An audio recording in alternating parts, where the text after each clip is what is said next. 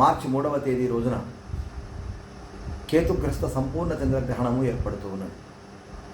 ఈ యొక్క కేతుగ్రస్త సంపూర్ణ చంద్రగ్రహణము భారతదేశం అంతా కూడా కనబడుతూ ఉంటుంది. ఈ యొక్క గ్రహణము మధ్యాహ్నము అనగా మార్చి 3వ తేదీ మధ్యాహ్నము 3:23 ప్రారంభమై రాత్రి 6:50 ముగుస్తూ ఉంది. అనగా పూర్తి గ్రహణం అంతా కూడా మధ్యాహ్నమే గడుస్తూ ఉంటుంది. కేవలం చంద్రోదయం అయిన తర్వాత 6:22 చంద్రోదయం అవుతూ ఉంటే 6:50 వరకు గ్రహణము విడుపు సమయం అవుతుంది. కనుక చంద్రోదయం అయిన తర్వాత విడుపు సమయంలో 27 నిమిషాలు మాత్రమే ఈ యొక్క గ్రహణము మనకు కనబడుతుంది. అందువల్ల ఈ యొక్క గ్రహణాన్ని గ్రస్తోదయ చంద్రగ్రహణం అని పిలుస్తూ ఉంటారు. ఇలాంటి గ్రహణాలు రావడం అనేటువంటిది చాలా విశేషమైనటువంటిది.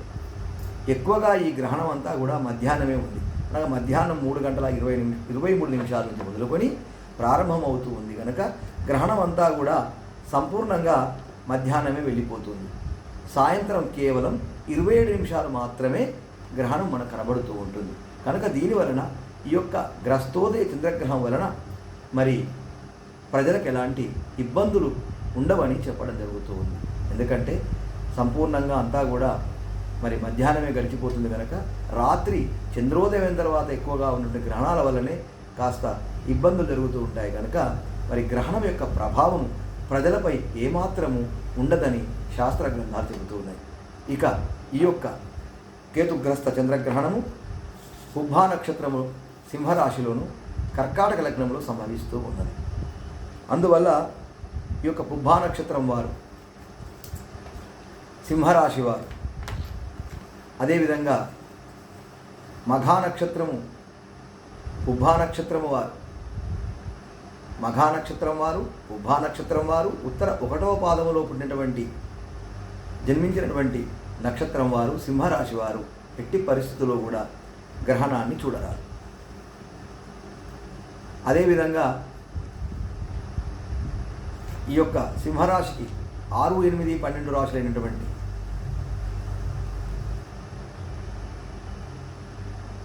కర్కాటక రాశివారు, కుంభరాశివారు, మీనరాశివారు, మకర రాశివారు కూడా ఈ గ్రహణాన్ని చూడరారు. అందువల్ల మరి ఈ మఘా నక్షత్రము, పుబ్బా నక్షత్రం వారు, ఉత్తరా నక్షత్రంలో జన్మించినటువంటి వారు, కర్కాటక రాశిలో జన్మించిన వారు, సింహరాశిలో జన్మించిన వారు, కుంభరాశిలో, మకర రాశిలో, మీనరాశిలో జన్మించిన వారు మరి తప్పనిసరిగా మరి తెల్లవారిన తర్వాత గ్రహణ శాంతి ఆచరించవలసి ఉంటుంది.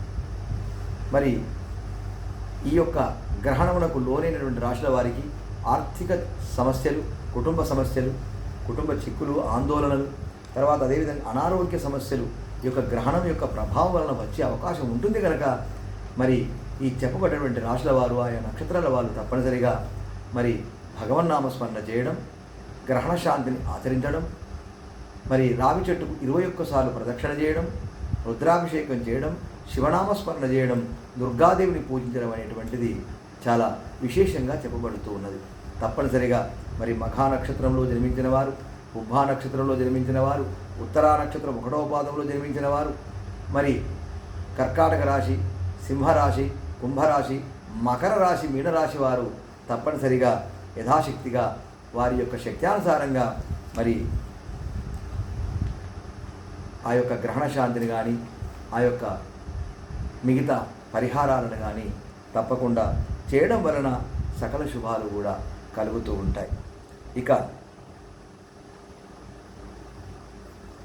ఈ యొక్క గ్రహణ సమయంలో ముఖ్యంగా గర్భిణీ స్త్రీలు చాలా జాగ్రత్తగా ఉండవలసిన అవసరం ఉంది.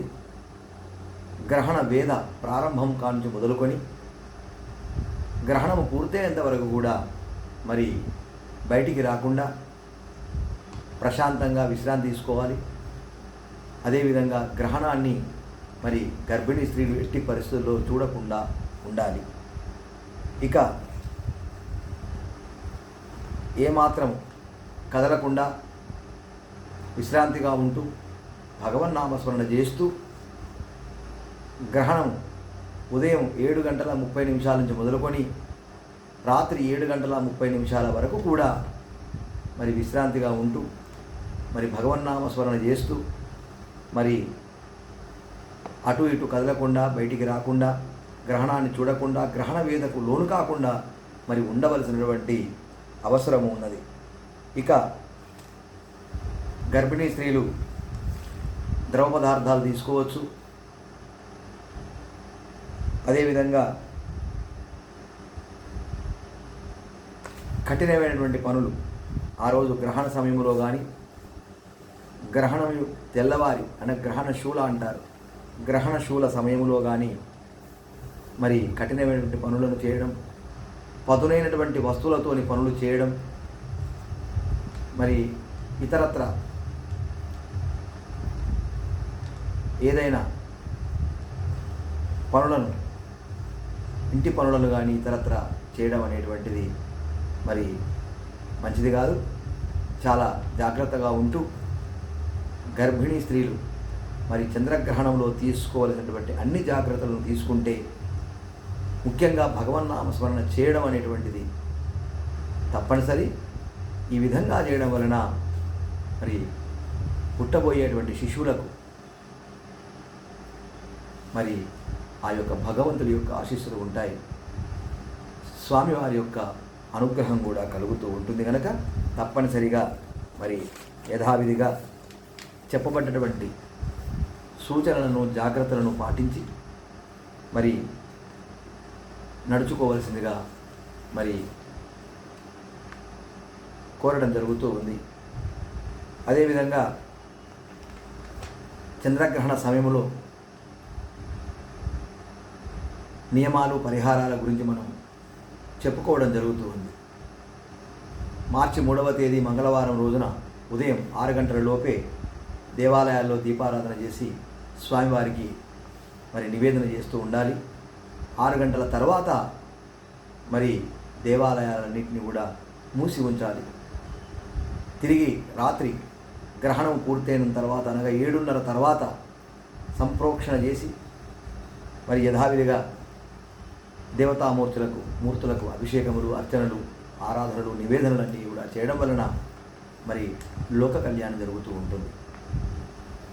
గ్రహణ సమయంలో పట్టు విడుపు స్నానములు తప్పనిసరిగా చేస్తూ ఉండాలి.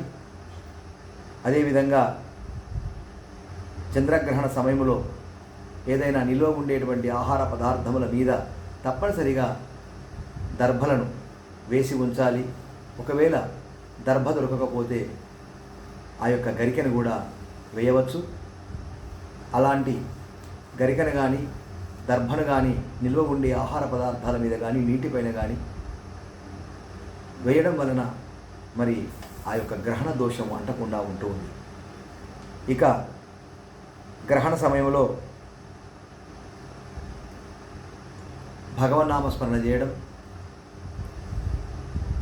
గురువుగారు చెప్పినటువంటి మంత్రాన్ని అనుష్ఠానం చేయడం, మరీ ముఖ్యంగా సంధ్యావందనం అయినటువంటి వాళ్ళు, ఆ యొక్క ఉపనయనమైనటువంటి వాళ్ళు, సంధ్యావందనం చేస్తున్నటువంటి వాళ్ళు తప్పనిసరిగా గాయత్రి మంత్రాన్ని మరి జపించడం వలన మరి ఎంతో శక్తి పెరుగుతూ ఉంటుంది, కోటి రేట్ల పుణ్యం కూడా లభిస్తూ ఉంటుంది. కావున మంత్ర జపం అనగా గురుముఖంగా ఏదైతే మంత్రాన్ని అనుష్ఠానం చేస్తూ ఉన్నారో ఆ మంత్రాన్ని వారి